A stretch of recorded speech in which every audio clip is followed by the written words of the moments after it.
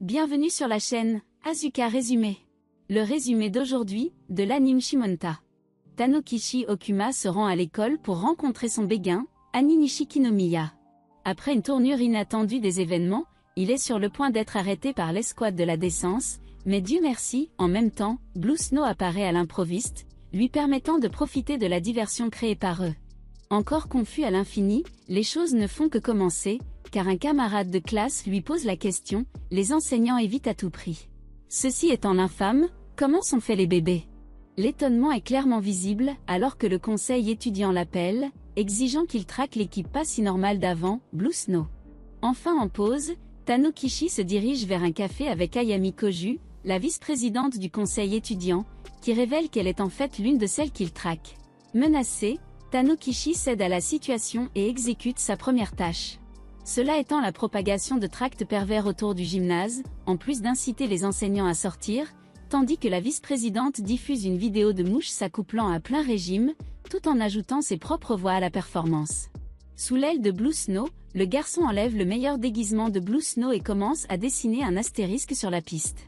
Il y a toujours des conséquences, et cette fois le coupable Tanokishi lui-même a du mal à gérer les sentiments et les émotions provoquées par cet acte. Peu de temps après, Tanokishi se donne un test de mémoire et se souvient de la connexion qu'il partage avec Anna, quelque chose qui finit par gagner la confiance du conseil étudiant. Tanokishi laisse son cœur penser pour lui pour une fois, et il recommence à écraser Anna, ce à quoi Ayam lui fait comprendre qu'une Anna en colère n'est pas quelqu'un avec qui il veut se retrouver face à face. Elle.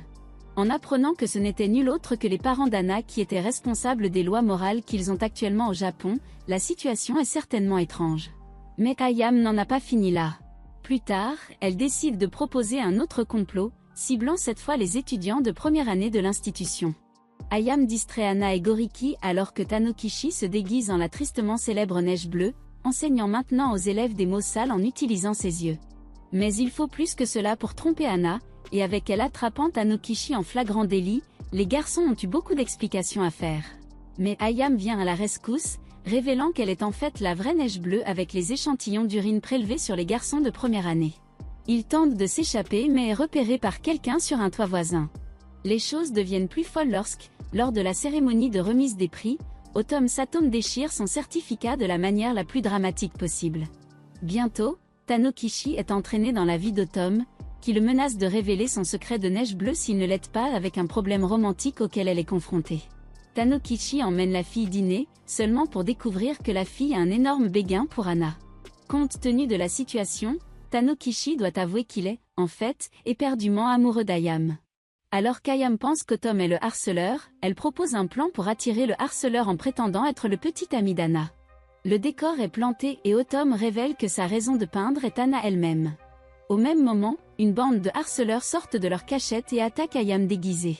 Tanokishi fait de son mieux pour jouer au héros mais ne dure pas longtemps car il est assommé, embrassant par inadvertance Anna étant le catalyseur. Anna essaie toujours de comprendre ce qui vient de se passer alors qu'Ayam dit à Tanokishi qu'elle a convaincu Autumn de rejoindre SOX, la production d'œuvres d'art rosé étant la seule raison derrière cela. De retour à l'école maintenant, la confusion de Tanokishi ne connaît pas de limite puisqu'Ayam est constamment absente tandis qu'Anna ne veut pas lui parler. Ayam laisse maintenant les autres participer à son plan pour récupérer une réserve cachée de millésimes cachés dans la forêt. Mais le plan exige des chiffres, et les élèves de l'école étant exactement ce qu'elle recherche, tout est décidé. Mais le plan semble se détériorer lorsque Tanokishi devient la cible d'un harceleur et de Sophia. La mère d'Anna visite l'école en personne pour sa nouvelle législation. Empêchant le plan de tomber à plat, Ayam dit à Tanokishi d'affronter son harceleur. Mais le monde entier fait un 180 pour Tanokishi quand il est révélé que le harceleur est en fait Anna, qui veut maintenant coucher avec lui. Mais leur doux moment est interrompu par Ayam et Anna s'enfuit. Plus tard au même moment, Anna est confrontée à Yuka, qui veut lui demander pourquoi le laboratoire scientifique a été stérilisé sans sa permission. Ce à quoi Anna répond qu'elle éliminait simplement les influences impures. Maintenant, Ayam charge Tanokishi de distribuer du matériel Autumn aux étudiants, mais alors qu'il est au milieu de celui-ci, Anna le force à boire le nectar de l'amour. En essayant de s'échapper, il laisse tomber accidentellement son sac rempli de rien d'autre que du matériel le plus illégal qui soit. Avec Dimanche, la campagne de signature de l'ex-loi d'interdiction est en cours. Alors que Sophia prévoit de rencontrer certains des étudiants de l'institution, Ayam envisage pendant tout ce temps de prendre d'assaut la forêt contre l'escouade de la Décence. Maintenant, le Tanukishi se fait larguer et finit dans une grotte juste en hurlant là-bas. Mais bientôt, il apprend qu'Ayam est étranglé par Anna, alors il quitte tout et se précipite sur les lieux. Maintenant, Tanukishi a une autre tâche entre ses mains. C'est pour amener Yuka à développer des vibromasseurs. Mais alors qu'il est en route pour en récupérer un, Yuka est là pour mettre son arme à l'épreuve.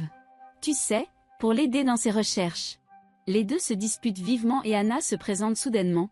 Tanukishi lui tend un œuf vibrant sans rien lui dire du tout.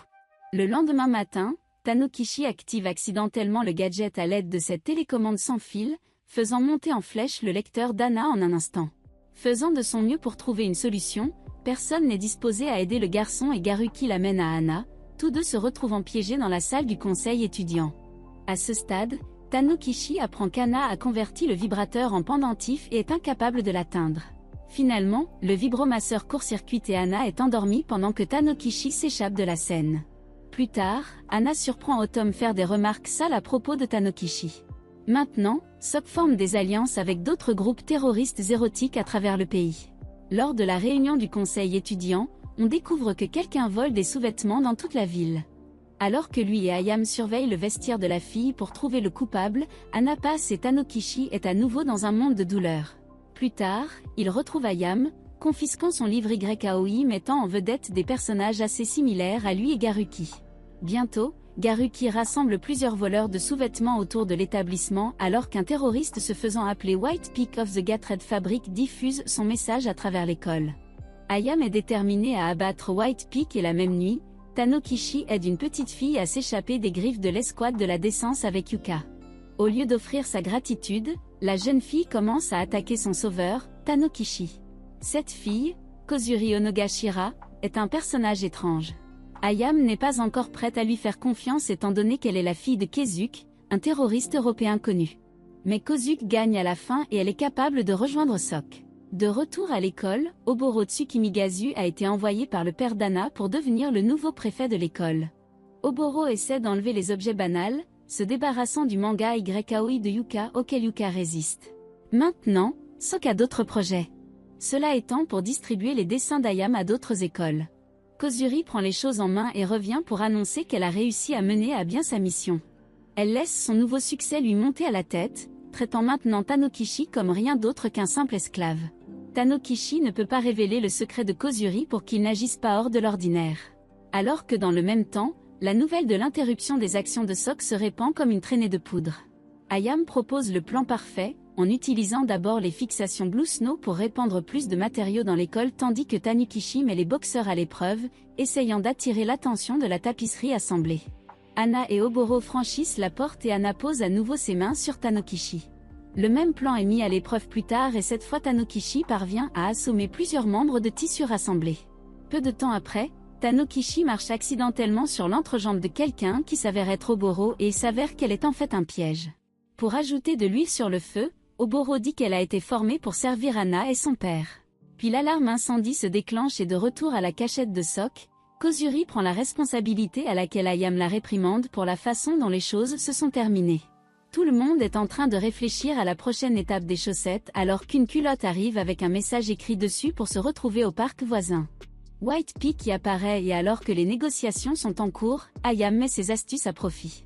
Le lendemain matin, Tanukishi prend le bus pour l'école et tout en parlant à Ayam, le bus est détourné. Mais Yuka, Anna, Oboro et Autumn sont en sécurité, étant dans des bus différents.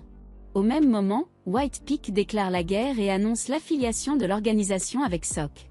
Anna est capable de prendre le dessus sur le Jacker lui-même.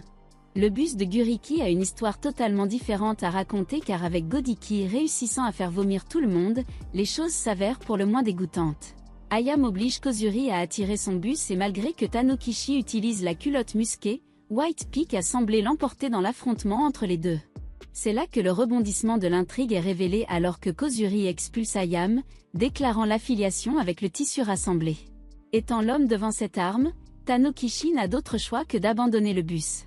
Les otages sont emmenés à White Peak par l'Académie Tsushigaoka, tandis que Tanukishi est confronté à Yuka. Le tissu rassemblé propose les stratagèmes de rançon à l'ancienne. Kozuri est celui qui trace le tissu rassemblé sur la carte, tandis que Pic Blanc a d'autres idées en tête. Maintenant, Pic Blanc est confronté à Ayam, Tanokichi, Hana, Guriki et Oboro. Hana et Ayam ont mis fin à White Peak alors que les étudiants évacuent le campus en même temps. Sok récupère Kozuri, Ayam est de nouveau accepté comme leader. Avec une invitation à une station thermale maintenant, les personnages savent ce qui va se passer bientôt. La mémoire de Tanokichi commence à lui donner plus d'informations, cette fois lui faisant voir un artefact transmis par son père. Peu de temps après, l'équipe découvre une Sophia inconsciente. Sur le point de prendre les choses en main, Bass Black est là sur les lieux, déclarant que l'organisation est à l'origine de ce rassemblement. L'intérêt pour l'artefact de Tanokichi de plus tôt est tout sauf clair. Les astuces de Guriki ne fonctionneront pas, et avec Tanokichi ayant plus qu'assez de fenêtres pour récupérer l'artefact, il ne manque pas l'occasion. Le tramway s'effondre alors qu'Hana rattrape Tanokichi et Ayam, suivi du duo atteignant un vieux manoir où l'artefact est un ajustement parfait. Kozuri et Otom arrivent bientôt sur le site, et l'artefact ouvre une voûte contenant un trésor des statues érotiques les plus exquises auxquelles on puisse penser. Et c'est la fin de la vidéo.